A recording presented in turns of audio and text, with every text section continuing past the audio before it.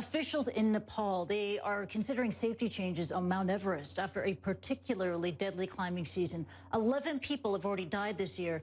Blame for the fatalities on the world's highest peak is being directed at the government, as well as climbing companies and the climbers themselves. The government says weather is to blame. Arwa Damon joins me now from Kathmandu. And Arwa, you've been speaking with climbers about the extreme dangers they face when climbing Mount Everest. Hi, Christine. It is probably a combination of all of those factors that really exacerbated the dangers this Everest summit season. And we did meet one American climber who did manage to just barely make it down. Stewart was pushing for the summit. On the same day, this viral photograph was taken. And what point were you at when you realized and said to yourself, I think I'm going to die? So the first point that panic really hit me was at the summit. Weeks earlier, he had said goodbye to his wife, Katie, at base camp, the day before their first anniversary.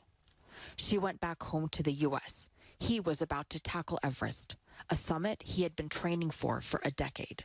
What was the last thing you said to Katie before she said goodbye to her at base camp?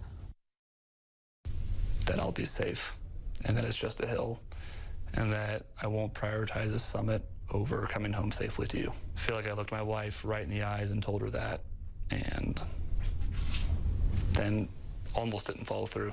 For the next weeks, during the acclimatization period, Ian and other climbers put themselves to the test, moving in between the camps at different altitudes to get their minds and bodies adjusted. Sadly, there were abundant examples of inexperience all across the mountain.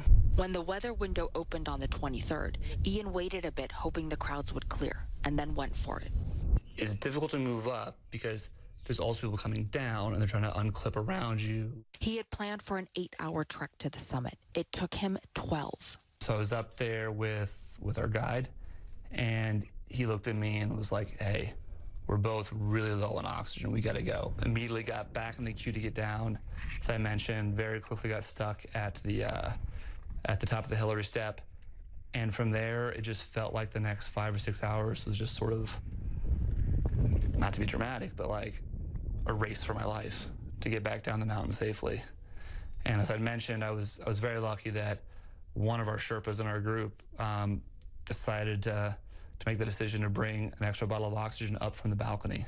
When you have that moment of, I might die because I just decided to pursue my dream, what's the thought process that keeps you going? Sort of this mantra that I kind of reiterated in my head over and over again was, promise Katie I'd come back to her safely. When I finally got to the very end of kind of the descent, when I was about I don't know, half an hour away from Camp 4, just started breaking down crying, just out of anger at myself for coming that close to not fulfilling that promise to coming back. Ian later found out that another member of the group he had started out with didn't make it, Robin Haynes Fisher, who posted this video to Instagram concerned about the crowds, writing, I am hopeful my decision to go for the 25th will mean fewer people. Ian is still processing, coping with the entire experience. Summiting Everest changed him, just not in the way he had always dreamed it would. And Ian is in touch with Robin's girlfriend on a daily basis, and he says that her plan is to donate all of Robin's climbing gear to the local Sherpa community and to build a memorial for him along the route to Everest Base Camp, where all others who have perished on that mountain have also been memorialized. Yeah, Arwa, you're reporting, and the conversation you had just there really painted such a vivid picture of what makes overcrowding at the top so dangerous. Arwa Damon reporting live for us. Thank you very much indeed.